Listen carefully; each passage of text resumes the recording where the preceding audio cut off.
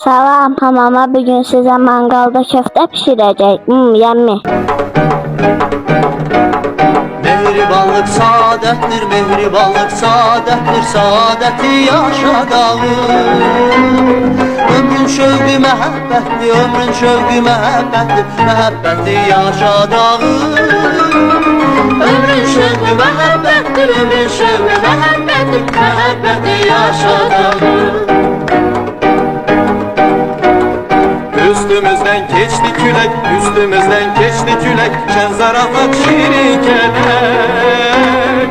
Biz mehriban aileyik, biz mehriban aileyik, gelin dostlar yiyek gülek. Biz mehriban aileyik, biz mehriban aileyik, gelin dostlar yiyek gülek.